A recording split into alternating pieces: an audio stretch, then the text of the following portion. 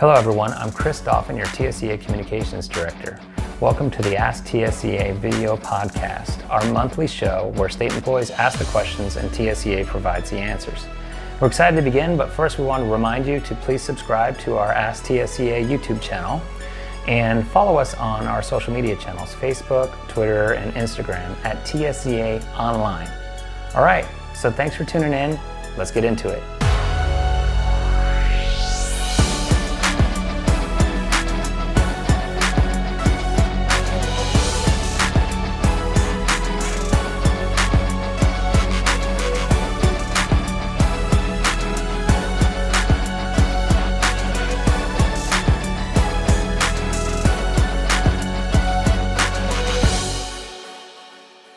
Okay, welcome to episode 4 of Ask TSEA. I'm Chris Dauphin, your communications director, and with me today are TSEA Executive Director Randy Stamps and TSEA Compensation and Benefits Manager Keisha Pittman. Good morning. We have a couple things to announce right out of the gate here. Our holiday schedule for state offices and the TSEA office.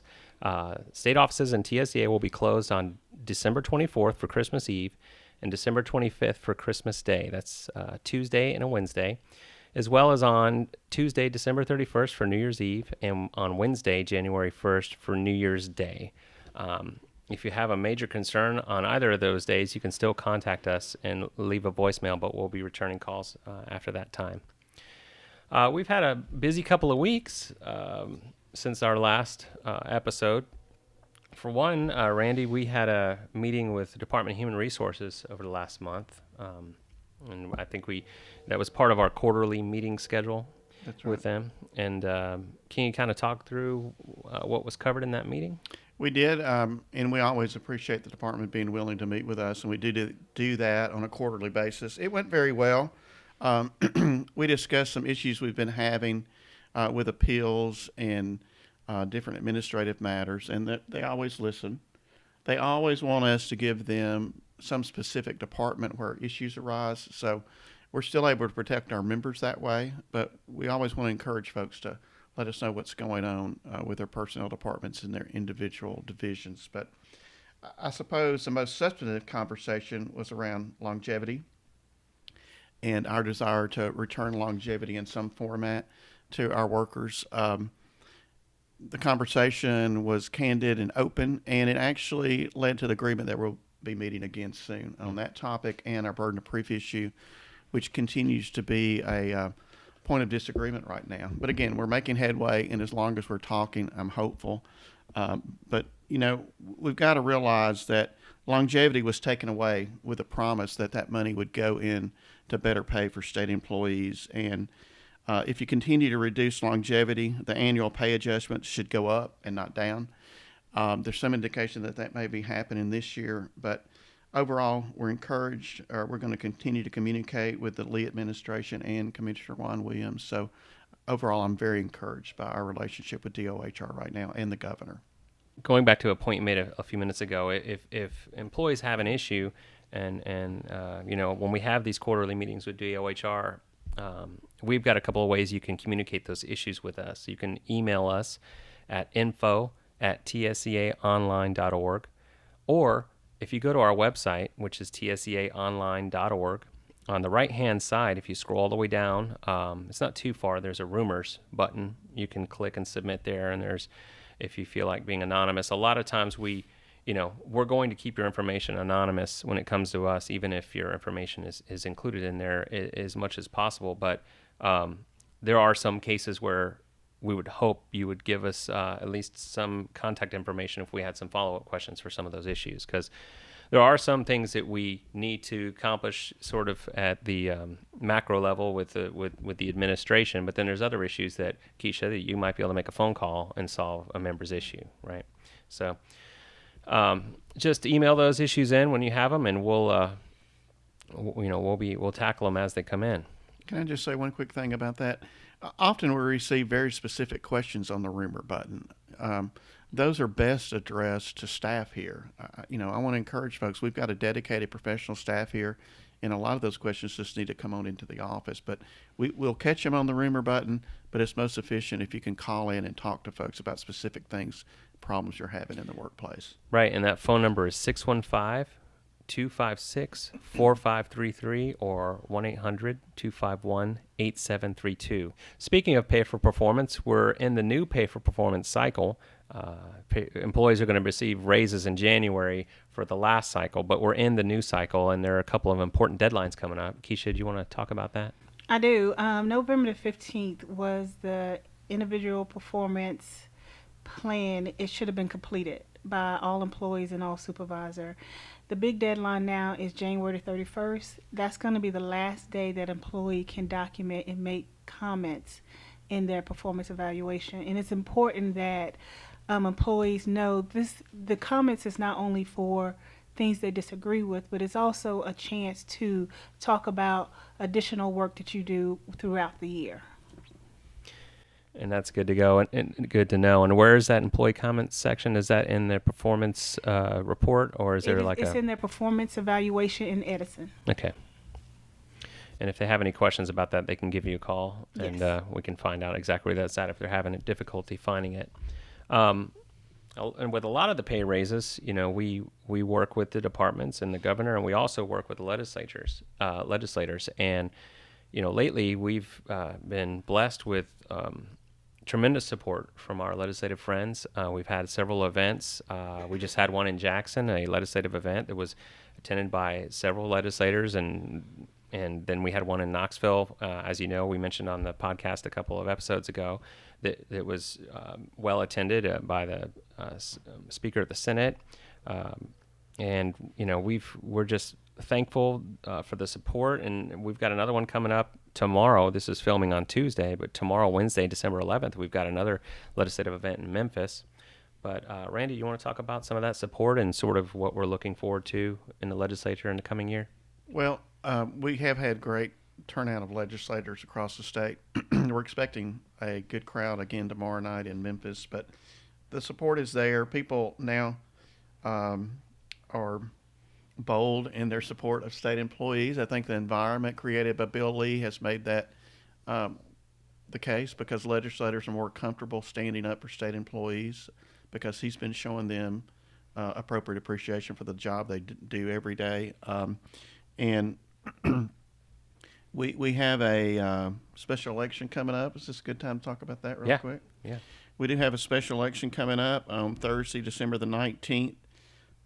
It's a State House District special election, and it includes Dyer County, Lake County, and part of Obion County. So even though you may not live in those counties, you certainly may know someone that lives that way. We have an endorsed candidate. His name is Rusty Grills. Our local members met with him.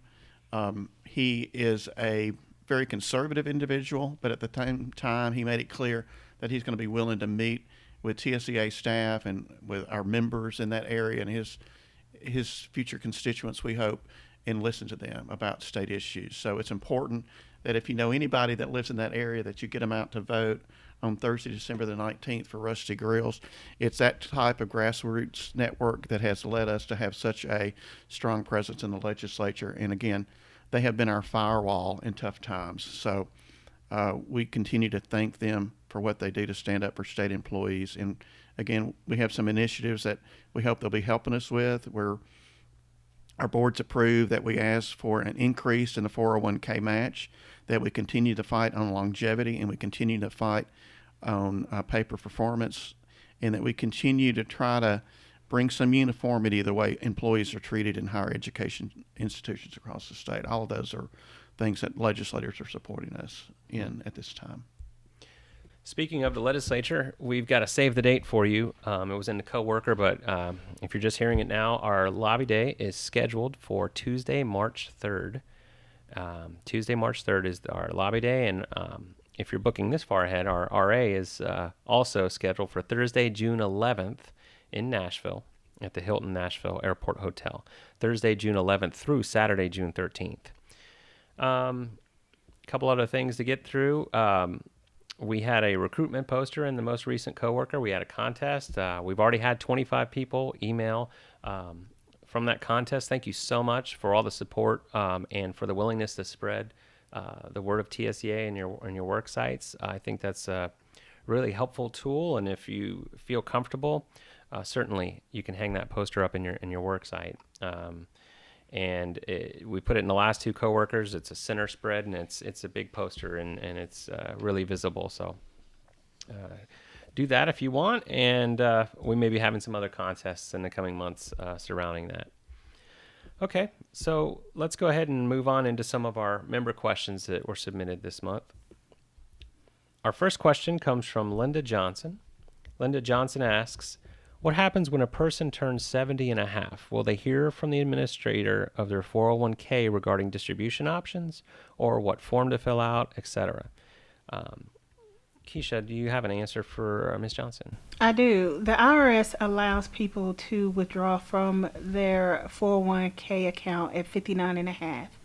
At 70 and a half, you are required by the IRS to take out a distribution. I would always suggest people to call Retire Ready. Okay. And they will be able to walk the member through the process. And if you are looking to call Retire Ready, if you're ready to retire, you'd like to speak to someone on the phone about your retirement, you can call 1-800-922-7772. Our next question comes from Jim Mishi. Jim asks, I thought that I had read that the highest 5 years of salary would determine one's retirement benefits from the state. I will have 25 years when I turn 70 in 2022. I was under the impression that any increase in salary after 65th birthday would not be in this calculation. Jim called retirement, he says, and they said that was incorrect, that there's no cutoff in the calculation. What he heard from the department, is that correct? For retirement, they look at the top 5 consecutive years prior to retirement. So what he heard from probably Retire Ready is correct. It's the top consecutive 5 years from the time he put in prior to retirement. Okay, so it doesn't matter what his age was at retirement. Yes. Okay. It does not matter. Okay. Can I just clarify one thing? Yeah. It's important that you do call Retire Ready. Now, when he says he called retirement, often that means maybe somebody's called their local HR in their individual department. So I think it's important that folks start with Retire Ready so that it's clear that those are the folks who do this day in and day out, getting people ready for retirement. They do a great job of it, too. Again, that Retiree Ready number is 1-800-922-7772. And I would add, if you're going to retire, you might want to just call that number and, right. Just put that number in your back pocket and have it ready for when you retire. Our next question comes from Robert Nakamoto. Robert asks, if an employee's TCRS years of service do not match their years of service in Edison, which one really counts, the service time in Edison or the service time counted by TCRS? Edison was able to provide the number of years a person have worked for the state. Just say, for example, somebody had worked for corrections and TDOT, it would count those years. TCRS do a more thorough count because they're able to count local government higher education in the county, number of years worked. Do we know if that number that appears in Edison, if they just look, or TCRS, is that an estimate, or is that, do they have to make a phone call to get an accurate number? Right. When you call TCRS and ask for an estimate, they do a loose estimate. But once you turn in your retirement paper, they do a more thorough research. Right. There are several entities involved. The treasurer's office is involved, and we've had issues with this. Folks thought some of their years were going to count, and they haven't. And we need to be very cautious, too, that not all your higher ed service would count, but local government and county government won't always count toward TCRS. But I have met with Treasurer Lillard in the last few days talking about that topic and the transferability of some of those pensions. So many states allow that in a more liberal way than Tennessee does. So that's something we're going to be asking the board actually to add to our legislative agenda for this year, that we can work on that. But folks need to understand that the treasurer has a role there, TCRS has a role, and the information in Edison cannot be relied upon to know exactly what your pension is going to be. And again, I would encourage folks to go and register with the treasurer's office. That's a great place to start to see what kind of reporting has been done in that regard. Okay, our next question comes from Michael Allen. Michael asks, what percentage raise or financial package are you looking at for state employees, in particular probation and parole officers? Is there a promise to do something similar to what corrections officers got last year? Yes, that promise was made by Commissioner Parker. He's keeping that promise to his best ability. It was part of the discussion in the budget hearings when he presented his proposed budget to the governor to the tune of $9.9 million. So we have a great relationship with Commissioner Parker. I know he's not a perfect man. We're all fallible, but he's doing the best he can to get pay to those correction people at all levels, and including probation and parole. So I'm excited about what happens, and that's what we're looking for. And again, as far as folks in general, we're hoping there will be a pay adjustments that's greater than the one that was awarded in this year's budget. That will be our goal. So I'm encouraged by all that. I'm encouraged that the revenues are coming in greater numbers than were predicted. So that should give us some leverage to argue for some increased benefits and pay adjustments for our members. And it's important for people who are watching and listening to know that the percent increases really aren't finalized. Honestly, they're not finalized until the budget is passed at the end of session. But so anything can change all the way up until that moment. But we'll really have an idea of what we're looking at when the governor presents his budget, probably the 1st of March, somewhere around there. And that's right. And that's why it's important that you come to these opportunities to be with your legislators and explain to them what you do every day and how you want your compensation to be handled. Our next question comes from Roger Ford. Roger Ford asks, as a state employee, does your spouse lose their insurance when you go on Medicare if they are younger? No, the spouse will continue to stay on the employee's insurance until they reach the age of 65, and then at that time, they will go on Medicare. Okay, well, that about does it for episode 4. Do we have some final thoughts? Well, we want to encourage folks watching, if they're not already members of TSEA, to join. There's powers in numbers. Our numbers are up over this time last year, which is a great thing, given all the challenges we face. But it's a great investment. Our president, Donnie Cole, likes to say it's like an insurance policy on your job. So we hope all of you that aren't already members of TSEA will join us. It's simple. You can go online and join and get that done today. Okay, well, that does it for episode 4.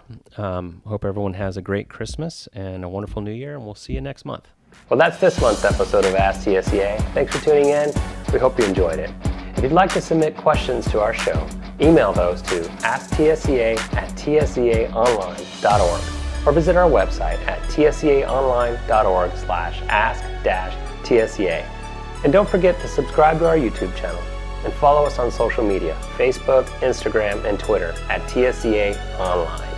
That's all for this month. Have a great month. We'll see you next time.